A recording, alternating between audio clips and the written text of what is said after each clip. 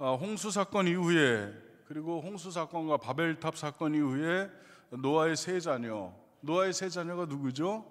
셈, 함, 야벳.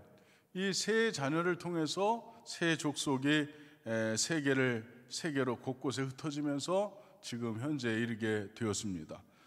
창세기 10장 32절에 보면 이들은 그들의 족보에 따르면 노아 자손의 족속들이요 홍수 후에 이들에게서 그 땅의 백성이 나뉘었더라, 이렇게 되어 있습니다. 그러니 셈, 함, 야벳을 통해서 족속이 나뉘어졌다고 하는 것을 가리키고 있습니다. 인류는 노아의 세 자녀를 중심으로 나누어지게 됩니다. 그런데 창세기 11장에서 보면 피부와 언어, 문화가 아니라 인류를 둘로 나누는데, 여기에 둘로 나눈 기준은 하나님을 경외하는 사람과 하나님을 경외하지 않는 사람으로 인류를 구분하고 있습니다.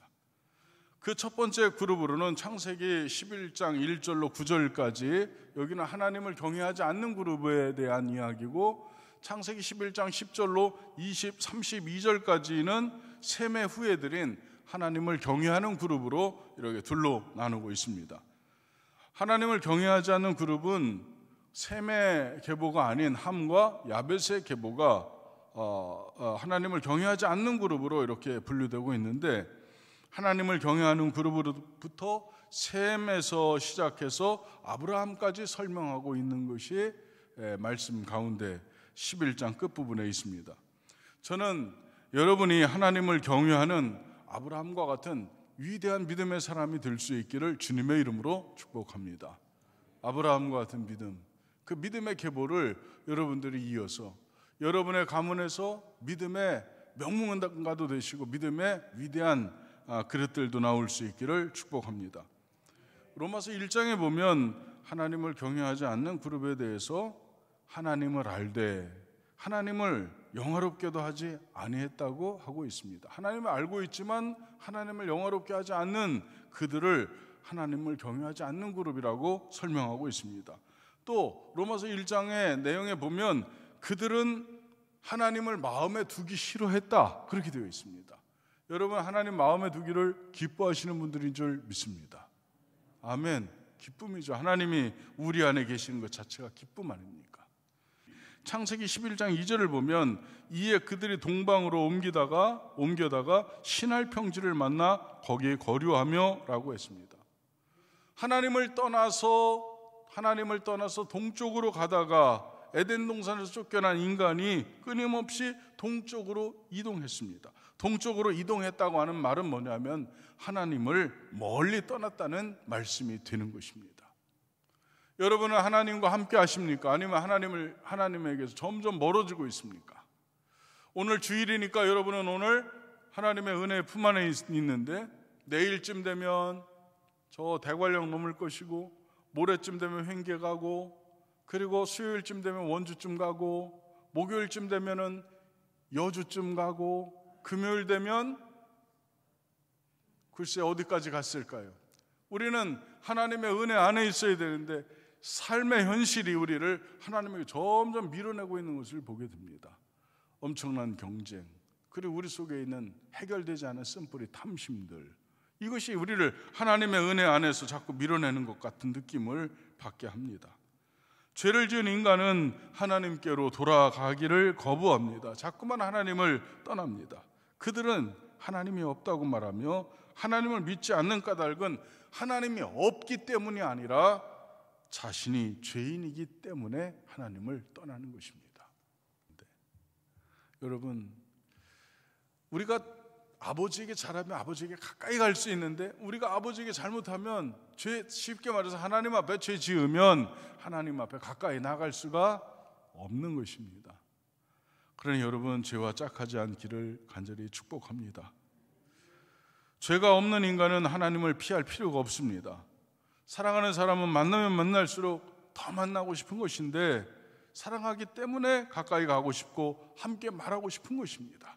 그런데 죄는 그것을 불가능하게 만드는 것입니다. 하나님께 죄를 지은 인간은 하나님이 두렵고 무섭습니다. 그가 심판하실 것만 같습니다. 그래서 가능하면 하나님에게서 멀리 떠나는 것입니다. 가인의 후예들이 하나님으로부터 떠나기 위해 에덴 동산에서부터 동쪽으로 가다가 만난 신할 땅, 그곳은 처음으로 사람이 살만한 땅을 그들이 만난 것입니다. 그들은 신할 땅에 머무르기로 하고 그곳에서 그들의 이상사회를 세우려고 하는 야망을 갖게 됩니다. 이 야망은 하나님 없이도 인간이 얼마든지 살 수 있다고 여기고 살기 시작한 곳이 바로 신할 땅인데, 여기에서 바벨론 문명이 세워지게 됩니다. 우리가 아는 그 메소포타미아 문명이, 갈대아 우르 문명이 여기서 나온 것입니다. 사랑하는 성도 여러분, 사람은 하나님을 피해서 살 수가 없습니다. 하늘 끝에 가도 그곳에 하나님 계시고, 우리가 바다 속에 들어가도 하나님 그곳에 계시고, 땅 끝에 간다 할지라도 하나님 그곳에 계십니다. 우리가 도무지 하나님을 피할 수 있는 곳은 없습니다. 그런데 사람들은 지금 하나님 계신 에덴에서 점점 더 멀어지고 있는 것입니다. 결국 신할 땅에서 그들은 이렇게 하고 있습니다. 창세기 11장 3절에 보면 서로 말하되 자 벽돌을 만들어 견고히 굽자 하고 이에 벽돌로 돌을 대신하며 역청으로 진흙을 대신하고 라고 되어 있습니다. 바벨론 문명 중에서 가장 중요한 것은 벽돌의 발명입니다. 벽돌을 만들어낸 것은 세상을 바꿀 만한 엄청난 발명이었습니다. 그전에는 나무로, 흙으로, 돌로 지었는데 이제는 벽돌을 사용해서 역청, 몰타르도 엄청나게 발달해서, 그래서 벽돌과 역청으로 그들은 집을 짓게 되었습니다. 그런데 이것은 크게도 지을 수 있고 높이도 지을 수 있고 모양도 자기 마음대로 할 수 있게 된 것입니다. 지금으로 말하면 반도체쯤 되는 거죠. 그전엔 반도체 이전에는 도체밖에 없었습니다. 양방향으로 다 전류가 흐르는 것입니다. 반도체는 한쪽 방향으로만 전류가 가는 것입니다. 그래서 반도체를 통해서 컴퓨터가 어마어마하게 진화했습니다. 그 진화의 결과 지금 이 진화는 AI, 인공지능까지 만들어내고 있습니다. 인공지능 우리가 생각하는 것보다 더욱 광범위하게 우리들의 삶의 구조와 사고를 바꾸고 있습니다. 벽돌로 돌을 대신하고 역청으로 진흙을 대신해서 그들은 견고하게 집을 지을 수 있었고, 그들은 자신들의 지식 그리고 기술로 인간의 위대함을 찬양했을 것입니다. 창세기 11장 4절에 보면 또 말하되 자 성읍과 탑을 건설하여 그 탑 꼭대기를 하늘에 닿게 하여 우리 이름을 내고 온 지면에 흩어짐을 면하자 하였더니, 이 엄청난 문명은 혁신을 가져왔고 그들의 사고 구조를 변화시키는 엄청난 발명품이었습니다. 벽돌을 구웠을 뿐만 아니라 진흙으로 그릇과 항아리를 만들고 삶의 질을 높이는 엄청난 일들이 일어나기 시작했습니다. 요즘 인간이 핵을 사용하고 있죠. 핵을 연료로 사용하고 있는데, 여러분 이 원자력이라고 하는 것이 얼마나 엄청난 전류를 풍부하게 공급하고 있는지 모릅니다. 인간의 복지와 그리고 평안을 위해서 사용하고 있습니다. 생활에 수많은 도움을 주는 아주 유용한 도구라고 생각합니다. 그런데 인간은 이 핵을 전쟁의 무기로 만들어 버렸습니다. 지금 우리 인류는 핵무기 때문에 파멸의 위협에 놓여 있습니다. 불안합니다. 이것이 바로 인간이 가지고 있는 기술과 지식, 문명의 한계입니다. 벽돌을 현재 적용시킨다면 과학기술 문명이라고도 말할 수 있습니다. 인간이 과학기술은 엄청나게 발전되었지만, 그러나 인간의 지식과 기술은 인간의 복지와 행복, 이상을 추구하게 만들었지만 결론은 완벽하지 못하다는 것입니다. 인정하는 분들이 아무도 없고, 목사님 편한데요, 괜찮은데요. 그런데 그렇지가 않다는 것입니다. 우리는 창세기 11장 4절의 말씀을 통해서 인간의 본질을 볼 수 있습니다. 사람들은 구운 벽돌로 집만 지은 것이 아니고 모두 만들었어요. 바벨탑을 쌓기 시작합니다. 이것이 바로 인간의 모습입니다. 인간은 우리가 착각하고 있는 것처럼 그렇게 고상하거나 위대한 존재가 아닙니다. 여러분, 우리가 그렇게 고상하고 위대한 존재가 아니라는 사실을 우리는 인정할 수밖에 없습니다. 이론대로 되는 존재가 아닙니다. 여러분, 공산주의가 망한 이유가 바로 여기에 있습니다. 공산주의는 사실 완벽한 이론입니다. 모든 사람들이 똑같이 일하고 똑같이 나누고 똑같이 먹는, 그래서 이것보다 더 이상적인 사상은 없습니다. 이론대로라면 그 사회는 가장 행복하고 가장 완벽한 사회입니다. 절대로 실패할 수 없는 사회입니다. 그런데 실패했습니다. 공산주의 이론에 빠진 것이 무엇이 있을까요? 공산주의 이론에 빠진 것이 창조주 하나님이 빠졌고, 그리고 인간이 죄인이라는 사실이 빠졌습니다.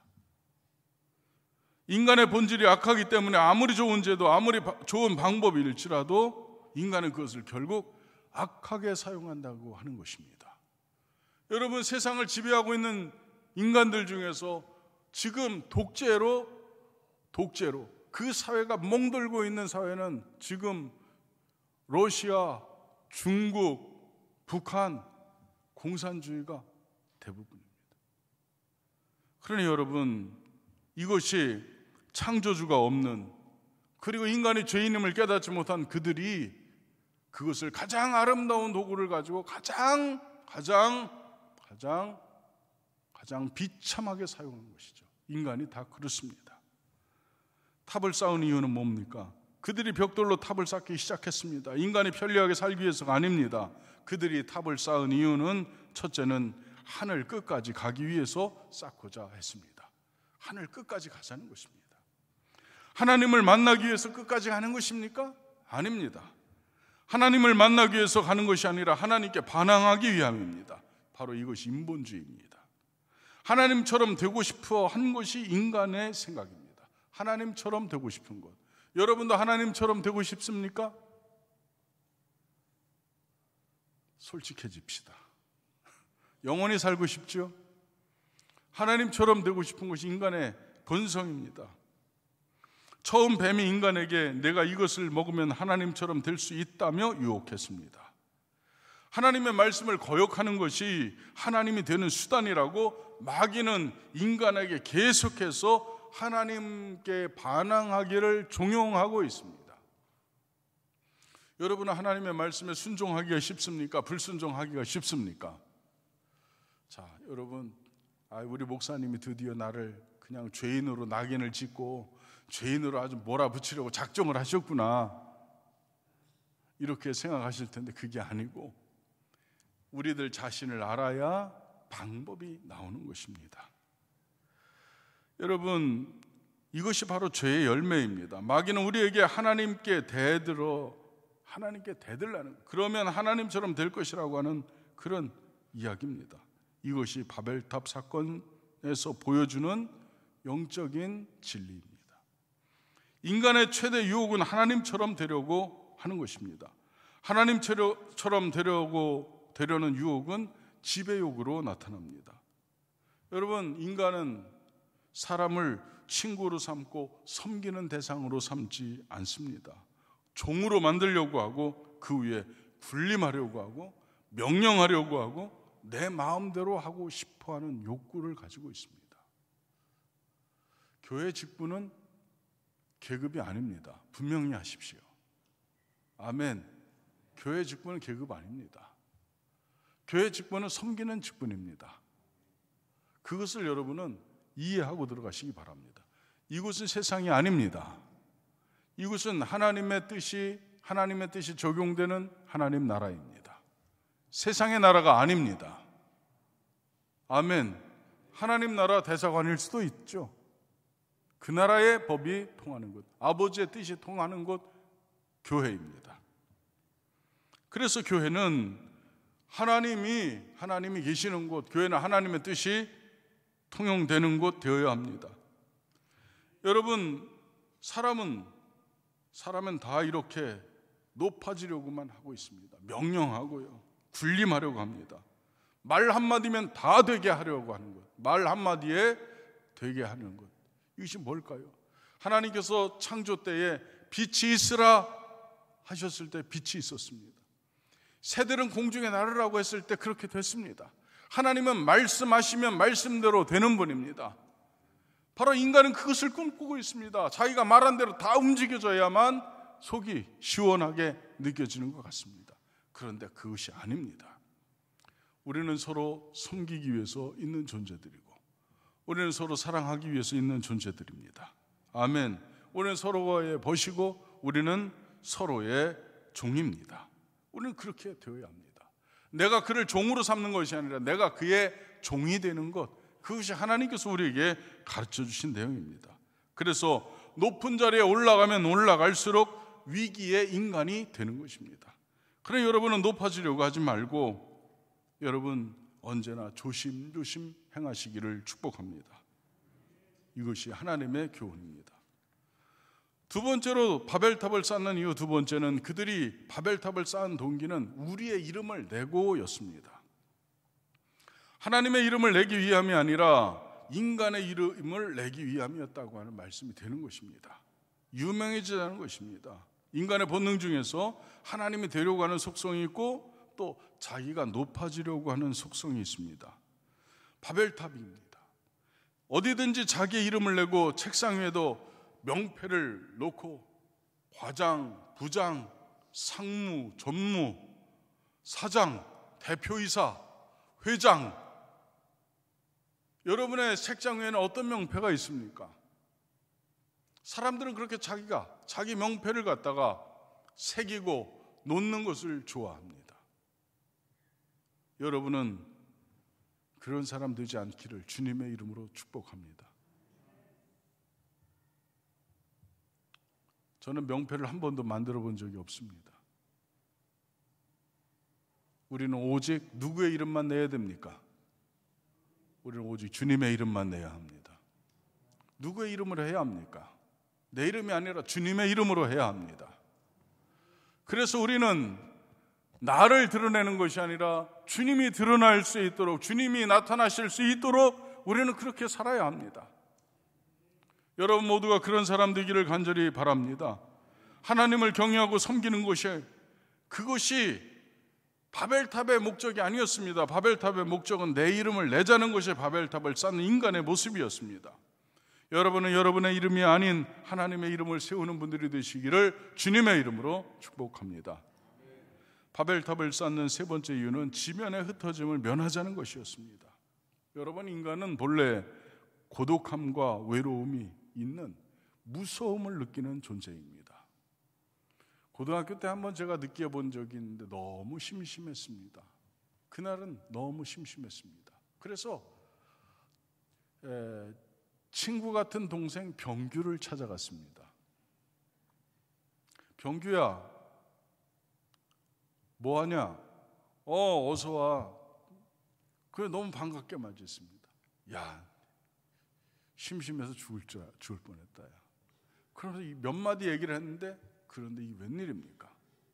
갑자기 병규가 가지고 있는 병규의 외로움이 제게 확 넘어온 겁니다. 두 사람이 만났는데도 불구하고 외로우니까 방법이 없습니다. 어떻게 해야 되는 것입니까? 우리는 외로움과 고독을 해결하기 위해서 한 사람을 만났는데, 그런데 그 사람의 외로움과 고독까지 내가 짊어지게 된 것입니다. 그때 이런 느낌을 받았습니다. 내가 혼자 있을 수 있는 사람이 되지 못하면 함께 있을 자격이 없다. 이런 결론에 도달하게 되었습니다. 여러분, 인간은 고독과 외로움을 두려움으로 아는 존재들입니다. 그래서 그들은 뭉치기 시작합니다. 무서움과 고독 그리고 외로움의 근본적인 이유를 모르는 것입니다. 여러분, 우리는 왜 외롭습니까? 왜 고독합니까? 왜 무섭습니까? 왜 두렵습니까? 이유는 왜 그렇습니까? 하나님을 떠났기 때문에 그런 것입니다. 하나님 없는 인간은 다 이렇게 외로움과 고독, 두려움에 쌓여 있는 것입니다. 그러나 하나님과 함께 있는 존재는 두렵지 않습니다. 외롭지 않습니다. 아무리 인생 진창에 처박혀도 그는 행복합니다. 우리는 그것을 요셉을 통해서도 받고 다니엘을 통해서도 받습니다. 여러분도 하나님을 떠나는 자가 아니라 하나님과 함께하는 자들이 되시기를 주님의 이름으로 축복합니다. 사람들은 자기를 보호하기 위해서 집단과 세력을 만들어냅니다. 그러나 그 모임에는 하나님이 없습니다. 다른 사람을 보호하기 위함이 아닙니다. 내가 보호받기 위해서 우리는 집단을 그리고 모임을 만들어냅니다. 우리는 다른 사람의 이익을 위해서 집단을 만드는 것이 아닙니다. 내 자신의 이익을 위해서 집단을 만들어냅니다. 그것이 우리 인간입니다. 여러분은 어떤 존재입니까? 누구를 위해서 흩어짐을 면해야 하는 것입니까? 사랑하는 성도 여러분, 여러분은 주님과 함께하는 존재들이 되시기를 간절히 바랍니다. 바벨탑을 쌓은 인간들은 그들이 두려움과 외로움 그리고 고독을 극복하기 위해서 흩어짐을 면하자 했지만 하나님 없는 그들에게는 이것이 주어지지 않았습니다. 여러분, 하나님께서는 여러분에게 하나의 언어를 주셨습니다. 이것은 너무나도 아름다운 것이고 이것은 큰 복입니다. 홍수로 세상이 심판받은 후에도 이 언어의 복은 유지되었습니다. 그러나 언어의 복이 이 바벨탑 사건 이후에 깨진 것입니다. 여러분, 언어라고 하는 것은 의사소통이 되지 않으면 상대의 뜻을 알 수가 없는 것입니다. 그래서 언어의 분열은 곧 저주와 같습니다. 부부가 싸우는 이유가 뭘까요? 부부싸움, 대화가 되지 않기 때문에 싸운다는 거예요. 우리가 좋은 동기를 가지고 대화를 시작합니다. 좋은 동기를 가지고 여보 우리 대화 좀 하자. 차를 놓고 그리고 이야기를 시작합니다. 그런데 이게 의도하는 방향으로 가지 않습니다. 서로의 이야기, 말을 하면 할수록 서로의 의도가 더욱더 미궁으로 빠져들기 시작합니다. 그 엉뚱한 소리 하게 됩니다. 결국은 어떻게 됩니까? 싸우는 거죠.